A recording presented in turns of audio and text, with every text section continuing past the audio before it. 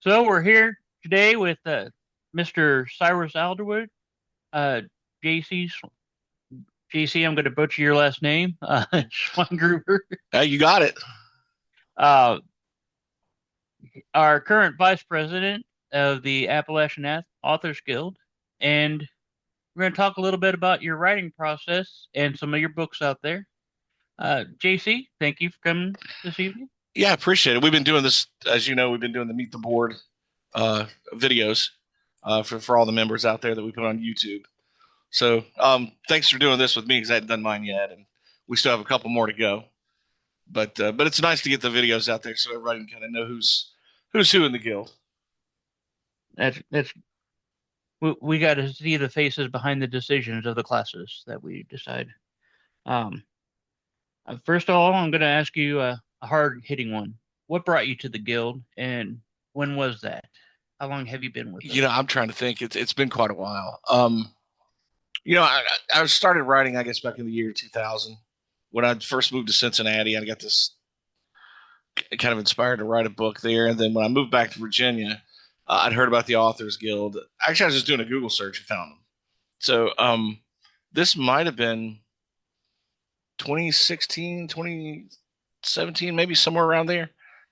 Um, it's been a while, but when I first saw the guild there, I'd had some other people tell me about it because I was self-publishing and because after I'd looked it up, I'd heard about it from other people that bought some of the books, and yeah, I guess really what I wanted to do was just kind of get out there and meet some other authors. I really didn't know anybody else around that did writing, just kind of a word of mouth. And when I found out that that there were workshops that they were doing even back in that time, having guest speakers come in, I thought, well, this would be a good time. Just kind of, do I just want to do this as I don't want to say it's a hobby, but do I just want to halfway do this, or do I want to learn things and actually get better with the craft?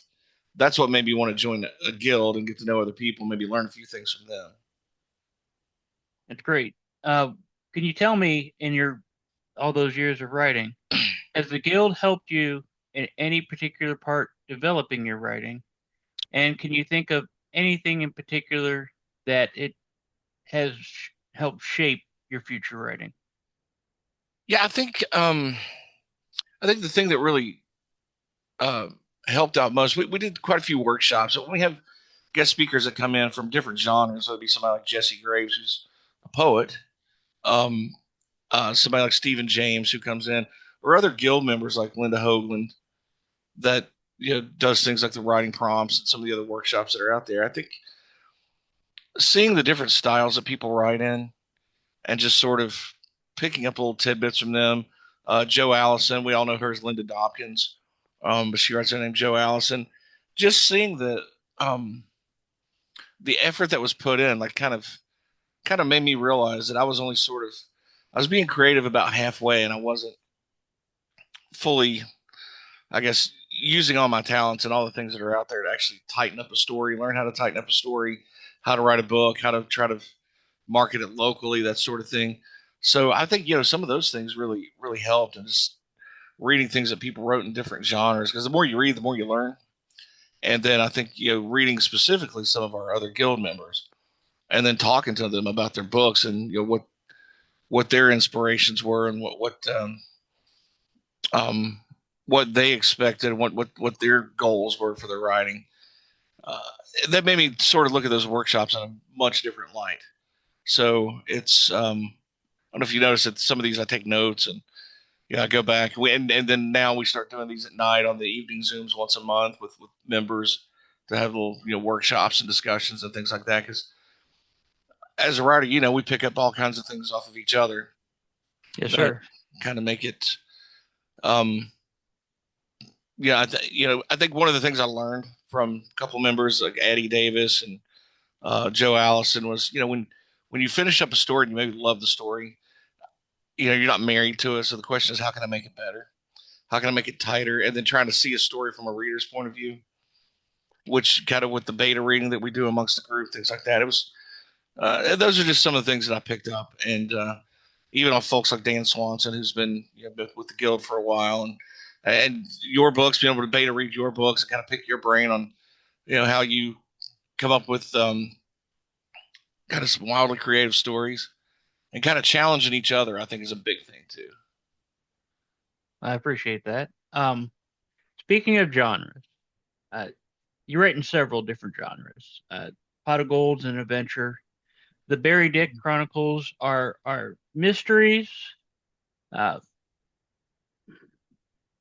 your current one touches on Arthurian legends. I've noticed though in every single genre you write, you try to work in a little bit of humor. Mhm. Is it important that you insert your sense of humor in at least one character in every one of your stories? You know, I think sometimes I just do it subconsciously and don't realize I'm doing it. But with the Gonzo Chronicles of Barry Dick, those are adventure, but yeah, there's a lot of college humor. Same thing in Pot of Gold. Um, the Merlin deposition is way different. But yeah, I think it's sometimes nice to have a character that kind of makes light of things, uh, because who can be that serious all the time? Yeah, I'm not John Grisham. I'm not writing one of those books or Dan Brown, because there's really not much room for humor in some of those stories. But I always like to have one character that's a little bit jovial. We can all relate to that. And sometimes when you get into I don't know, I do this in real life. This is kind of I never thought about it until you asked this, but I do this in real life. When you're in tense situations or things are kind of tough or somber, whatever tense situation you have, I always kind of use a little bit of humor to try to lighten the mood. So I think maybe sometimes that just bleeds over into a character in a book when you get into a really tense situation. That, make, that makes sense. Going back to the genres, you do write in several different genres. What do you find? Where's your comfort zone, and what do you find the most challenging but rewarding genre to write in? Oh, I don't really know what my comfort zone is anymore. When I first started out, it was all horror because I was just a big fan of those '80s horror films. So a lot of those old Stephen King movies that were books, but I didn't read most of the books. I watched the movies, um, and just a lot of those types of films in the '80s and early '90s. I just sort of it was kind of like low hanging fruit, so I started writing some of that. So that was the first stuff I wrote for a few years. But then when I wrote Pot of Gold, I was going through a really hard time in life, and so once I started writing those characters, that story just sort of told itself. Um, that I kind of kept up with that genre with Gonzo, and then switching over to something like historical fiction is way out of my genre.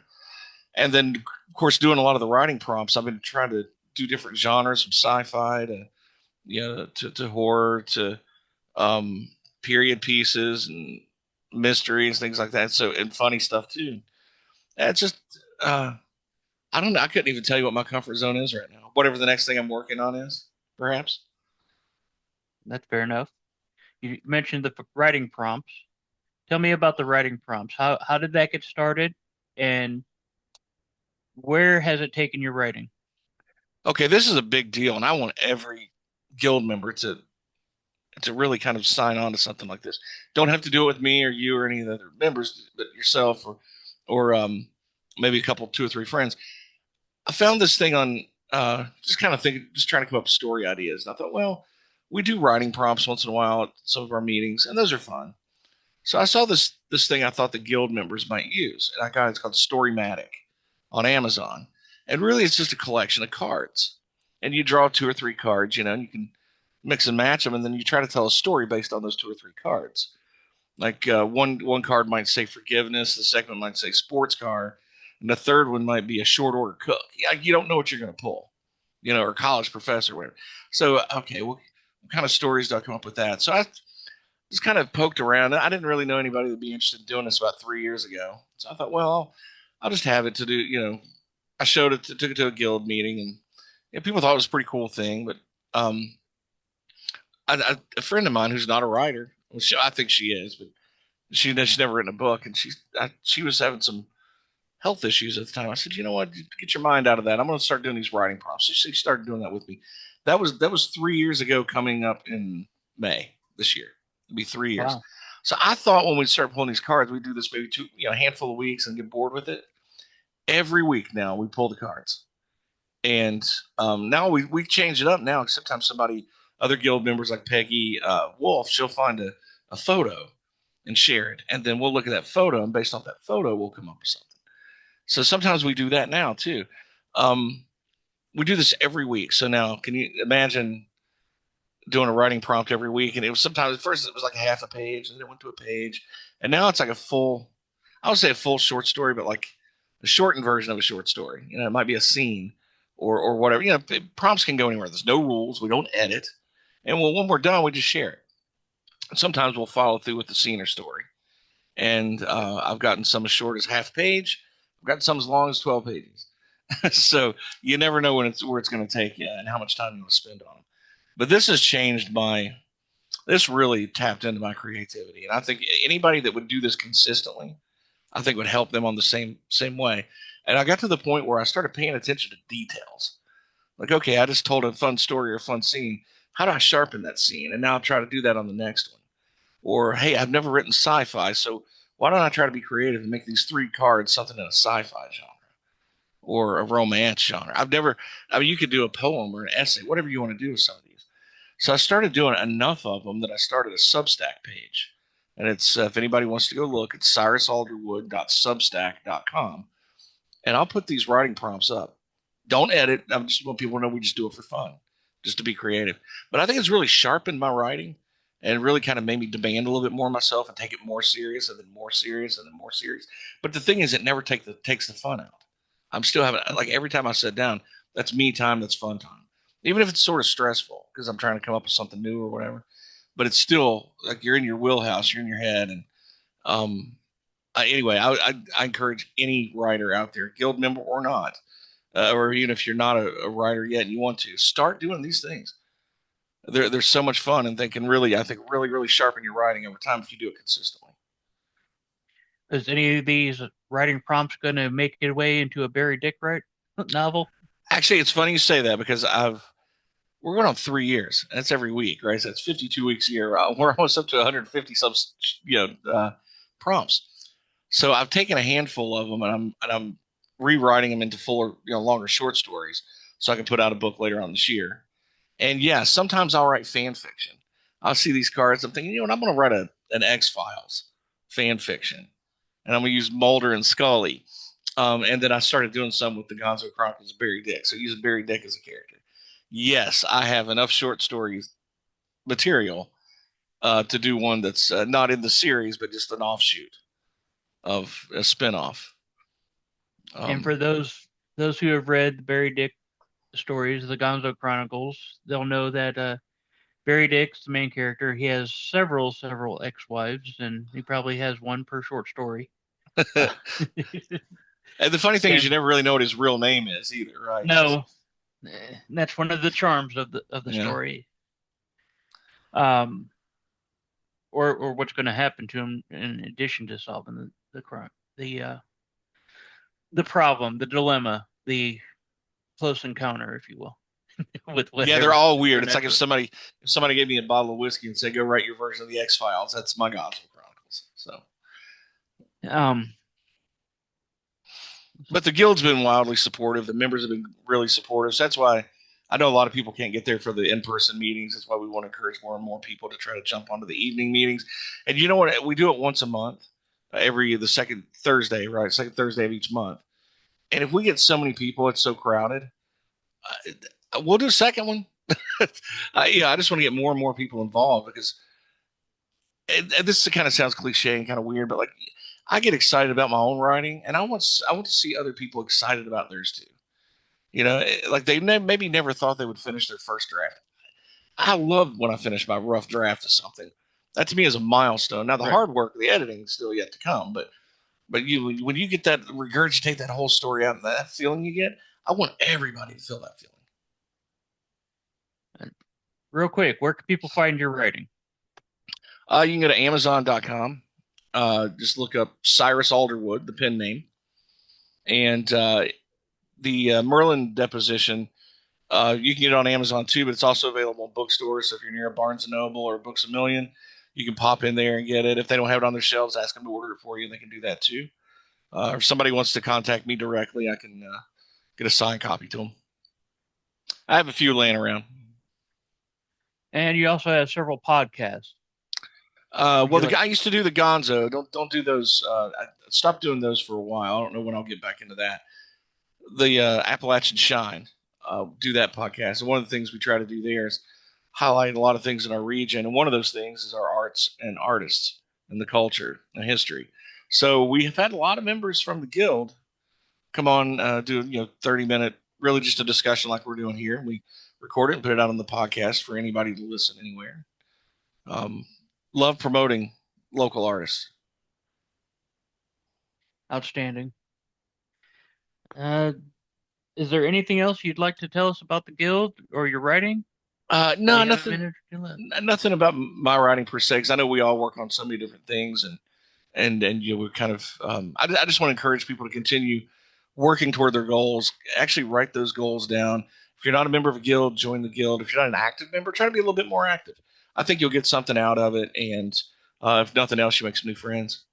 So, thanks everybody that's joined the guild. I think we're close to 50 strong this year. I Uh, think we crossed 50. I think according to the last meeting, we just okay. crossed 50 members. So, and we're still growing. So it's early in the year, and we still get more members as the year goes on. So, yeah, just if you know somebody that likes to write, share it with them, and you go to AppalachianAuthors.com and find the guild's website. And And again, this has been. Oh, sorry. oh, go ahead. Keep going. No, that's all I was saying. Uh, we've been talking with Cyrus Alderwood. If you want to pick up a read, go on an adventure either in Arthurian legend or on a road trip, finding finding yourself, or even learning about the mystery behind the Georgia Guidestone, please look up his books on Amazon, and you'll thank yourself for taking that ride. Hey, thanks for doing Thank this, you. Jason. Appreciate it. Thanks, bud.